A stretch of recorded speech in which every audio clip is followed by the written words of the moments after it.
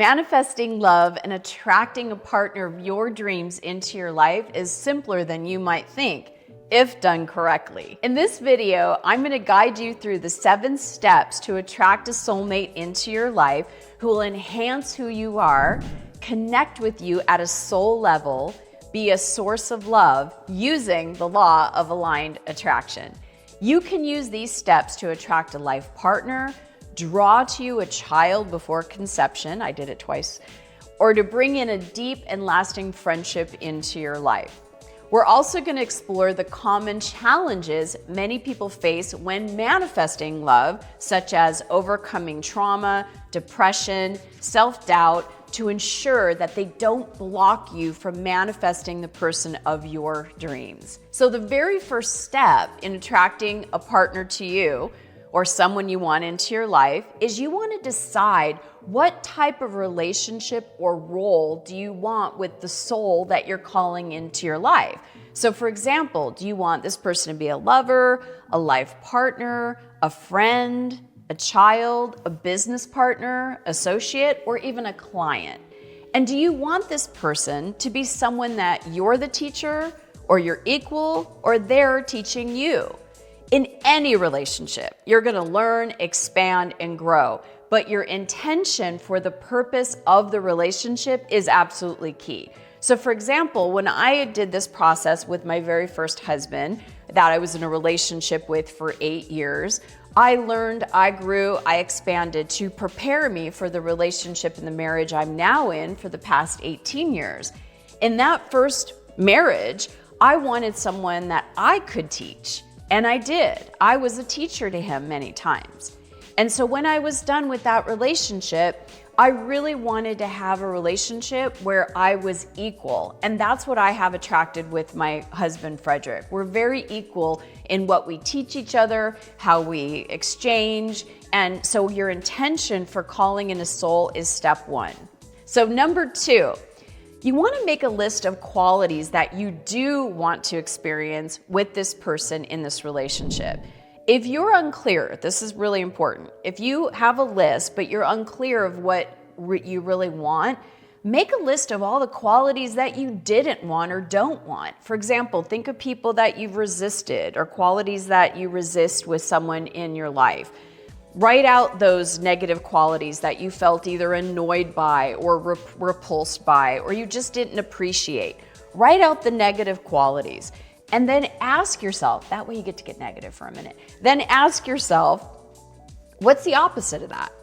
What's the opposite? Because this will help you get clear on what's important to you. So for an example, if you despised a quality in a past partner, say unmotivated, right? The opposite of unmotivated would be motivated. This is going to help you get clear on what you do want. When I was getting out of my first marriage, I wrote down all of the qualities that bugged me, and then I asked myself, all right, what's the opposite? And then I had my list. Now, I want to say this too. I remember initially writing a list of all the qualities that I wanted in someone. And my best friend was like, yeah, good luck. That man exists, right? So other people's doubts can come in. So don't share it with anybody. This is your personal list. Because if other people's doubts come in, it's gonna affect your own vibration. Keep the list to yourself and let yourself continue to add to the list. When you see a quality you don't like, ask yourself, what's the opposite? If you see a quality in someone you do like, add to that list. But you want to have the basic, most essential qualities, such as attracting someone that is in alignment with your divine design of well-being, of abundance, of success, and of course, has a willingness to be loved and to love. You also want to be physically attracted to them. I remember a coach years ago was on the Oprah Winfrey Show, and she was saying, oh, you don't want to write down things that are shallow, such as, physical attraction. And I was like, why? You want to be physically attracted to them. When I was writing my list for Frederick, I wrote on there that he's physically fit, likes to work out. These were qualities that are important to me so that he stays healthy. And I also like muscles, and I like a good looking man. But there were a lot of deeper qualities as well. So go from shallow all the way to the deep end. This is your personal list. You do not have to justify it to anybody. And I would recommend that you also want them to be free and happy and kind and caring and financially independent and into personal growth if it's important to you like it was to me. So the third step in attracting someone into your life, after knowing what you do want, ask yourself, why do I want this particular person with these qualities into my life? I want to have someone I'm connected with. I want to have a companion. I want to share life experiences with. I remember when I was between husbands and I wanted to attract a new partner, a lasting partner into my life. And I knew all the qualities that I wanted. And for me, it was important to have a relationship. I asked myself, why do I really want a partner? What is it that I want, and why would all these qualities be important to me? And what I came up with is that, well, I want love and I want connection. Well, understand that if I want love, connection, companionship with someone, I can't feel that I don't have it with myself. So I cultivated those feelings within myself. I felt connected to me. I felt self-love with me. I felt companionship with me. I took myself places and had companionship with myself so that when I met him, I wasn't starving and coming from a place of, oh, you need to source me and give me everything I need. I was coming from fulfillment, which is so important when attracting anything. You don't want to be in lack and limitation. You want to come from abundance and sufficiency. All right. So, and again, you know what? Again, there's that doubt of other people. Some people might say, oh, you're better off attracting this, or what, maybe you should settle. Some people would even say to me, oh my God, you're 35. You're too old to find a single male, that hasn't been married. Other people's doubts, and even your own, that's split energy, and we need to tend to that. I'll talk about that in a minute. So one of the biggest steps in manifesting someone into your life is being aware of your split energy, or negative words that you say, negative thoughts that you think, or negative feelings that you feel. So list out some of the qualities that you want, such as kindness, joyful, financial independent, attractive, connected into spiritual growth, with the why. What do you want? Why do you want this particular person into your life? See yourself relating, enjoying, and having fun with this person. Keep the image of the person as a soul, but not a specific person. By the way, I have a free training that dives deeper into the training of your thoughts to manifest the relationship you desire. It's all about how to manifest your ideal partner. So go ahead and just click in the description to get access. So your fourth step, I talked about split energy. If you have thoughts such as, I'm so excited for this person to come into my life, but where the hell is he? That's offering two different vibrations, or what I call split energy on this subject. I had a client years ago. She was adorable. She was like, okay, I envision my house. I envision what he looks like. I envision all the qualities. I've written my list. I do my visualizations. Where the hell is he? How come he hasn't come yet? My time is ticking. My biological clock. I want to have kids with him, but I'm getting older. That's split energy. And when you have split energy, you won't be aligned with what you want. Remember, with the law of aligned attraction, all parts of you and your four bodies must be aligned. Your mind, your emotions, your physical body, and your energy body, or your soul. So if you have a thought of impatience, like my client did, find a better feeling thought. Instead of, where the hell is he, right? Say, I know he's not here in this moment, but I can feel him coming into my life, and won't it be great? Split energy can feel like self-doubt, fear, impatience, and even frustration.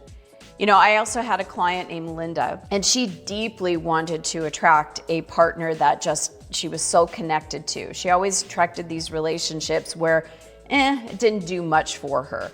But the reason is in her first marriage, she was massively in love with her husband. They got married, she had a child, and then he started to physically abuse her.